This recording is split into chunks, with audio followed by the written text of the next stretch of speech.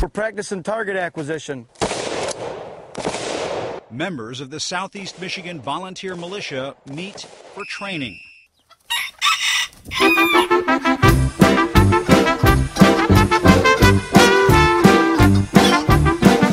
There's a sense of white dispossession among a certain strata of the white population. They feel like this used to be their country, they ran it, and now they don't, and they want their country back. They be like, Smooth, what? Can you teach me how to Dougie? You know why? Cause all the bitches love me.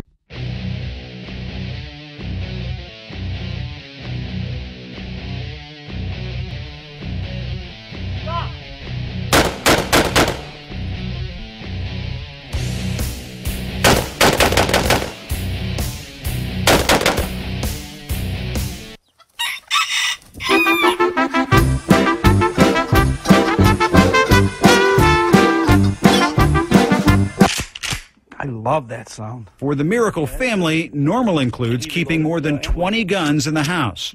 Not all of them under lock and key. And this is one of how many in the house? 22, I think. And they bring their children, like 13-year-old Megan, on militia outings.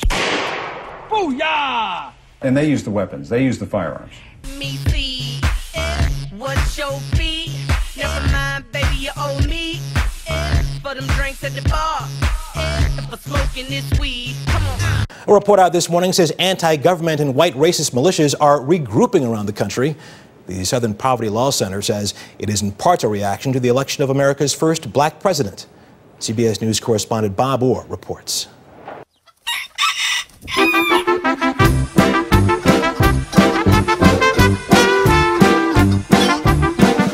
That the threat from militias and extremists is on the rise. The report says 50 new militia training groups have popped up in just the last 2 years. Gun and ammunition sales are skyrocketing. And right-wing extremists, historically motivated by a distrust of government, are now especially angry about the election of America's first black president.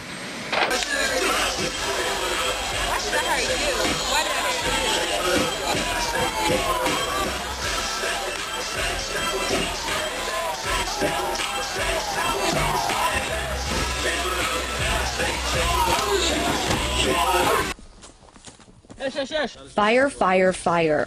Yes, yes, yes. That's the translation from Hebrew to English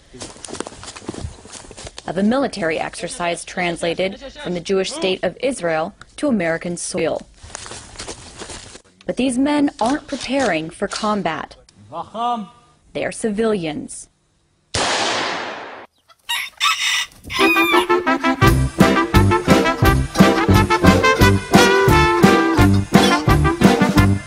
They're training here in the woods with semi-automatic weapons. This is a civilian version of the U.S. military's M16 assault rifle. This is the Israeli-made Uzi. And knives. Into it, so put your arms up. Let's go. So they try to shoot me, bitches be stuck to me. I think they try to glue me. I make the party shine bright when it started gloomy. This beat was bubble gum, so I had to chew it. Teach me how to do it. Okay, that's that part, right? And the purpose of this drill is to show you the difference between maneuvering against an enemy and defending against an enemy. You ready? You got to combine all these 3 steps together. This is the 3rd step, and that's the Take It Fresh part. The signature move, the reason it got the name. You ready? So we're going to cover some shotgun reloading drills. First I'll do mine with my semi-auto, which is a Benelli M4, and then Tater Tot will help me out later and deal with his Remington 870, which is a pump action.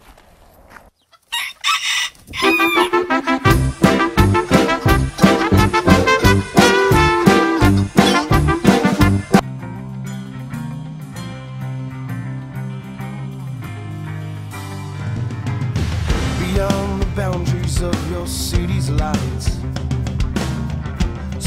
He ain't like me. I can make your days and nights look like fantasy. He ain't got nothing on me. My garage look like the DuPont registry. I'm so superb.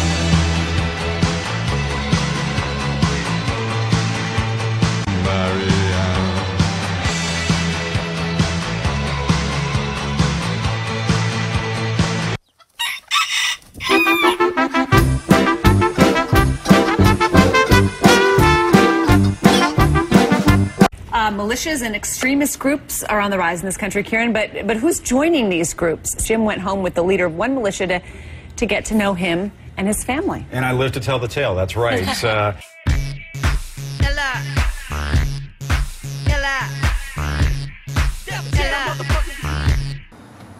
I never thought that I would witness what I did during Katrina. You know, not now, just parents. Not among some individuals that I classified as neighbors. Malik Rahim is one of a handful of blacks living in Algiers Point. In the days after Katrina, he says he was threatened at gunpoint by several white neighbors.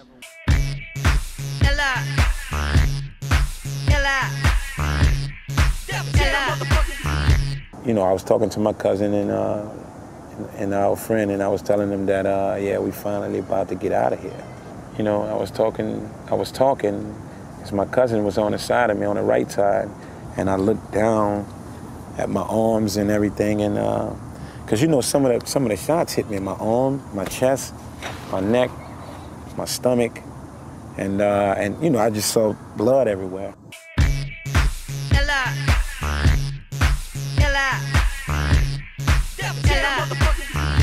I ran up into the corner, and they had these two guys in the car. They had these two white men in the car. And, you know, I'm asking these guys, I'm like, help, you know, help me, you know what I mean? And the guys was like, I can remember him telling me, we can't help you, you know?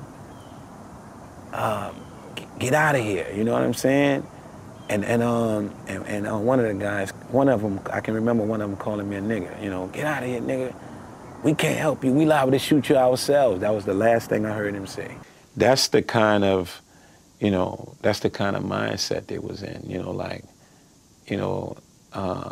like if it was some kind of race war or something.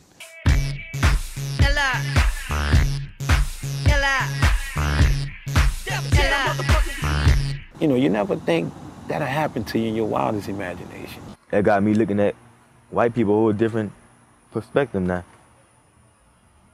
Not everybody, but a majority of them, I don't look at them the same, because if I know they had a chance to do something to me, they'll do it. Because 99% of the chance they're going to get away. To me, I think they try to glue me. I make the party shine bright when it started gloomy. This beat was bubble gum, so I had to chew it. Teach me how to do it. Okay, that's that part, right?